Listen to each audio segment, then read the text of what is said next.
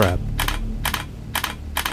It became almost to the point where I got bitter at fame. Who will fall next? I was so miserable for so long, but forcing out content because like I grew a ton from the game.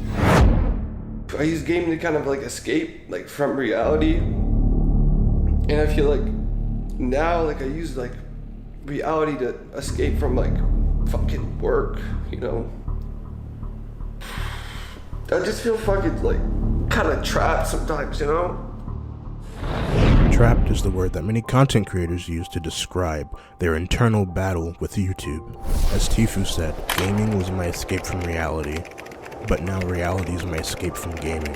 But why are more and more content creators feeling this way?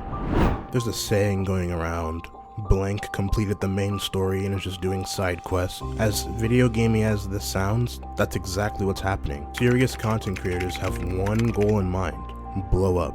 So what happens when you beat a game? You move on. A perfect example of this is on June 24th, 2022, just 1 year ago. Another popular Fortnite competitor by the name of Fishy uploaded a video stating why he's quitting competitive Fortnite. Recently, I've fell out of love with Fortnite. I used to be able to play Fortnite like 8-10 hours a day, but even last season I was only playing during the tournaments just because I really couldn't force myself to get on the game. The reason I always wanted to be a pro gamer was because I always wanted to have a job that I enjoyed. So for me right now, it seems pointless carrying on something that I don't enjoy. Sometimes you just grow up, and in the case of PewDiePie, you feel like you can just live your life, so you don't really care about taking a break anymore. You know, he's simply just vibing in his new home in Japan. Being forced to do one thing your whole life can get boring. I think that I'm dealing with some kind of burnout issues with content creation as a whole. The famous ex-YouTuber Ryan Higa is probably one of the most famous cases of a mental fall from grace documented on YouTube. He was asked what other industries he would be interested in. He then goes on to say how much he doesn't want to act or do multiple jobs in the creative process that comes with making YouTube videos, thus confirming his love for YouTube and content creation as a whole is over.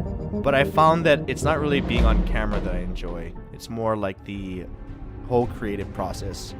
So whatever you call that, I don't know. It's not just one job, which is why I'm not producing YouTube videos. Over the past 3 years, Nigahiga has been on a media tour going on the Offline TV podcast and featuring on an Anthony Padilla YouTube channel video talking about the struggles of mass fame on his mental health. I had that phase for like, it didn't last very long.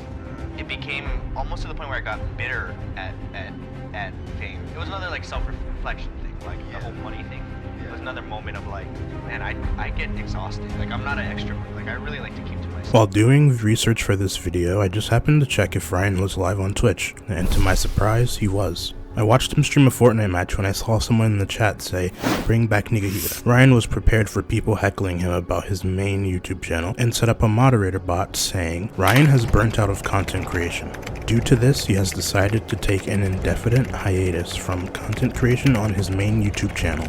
Content is being uploaded to his second channel, Higa TV, in the meantime. Uploading these videos are without a doubt easier because they're just stream highlights and he actually enjoys streaming."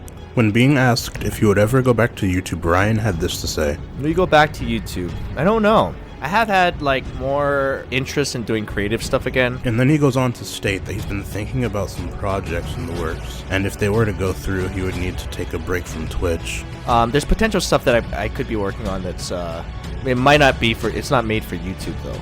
If I really had to do it, and if it does go through, I would have to take a Twitch break for sure. There's no way I could be doing this, keeping up the schedule. He's also in good company considering the fact that he concurrents 1K viewers and is playing with popular Twitch streamers Valkyrae and Saikuno.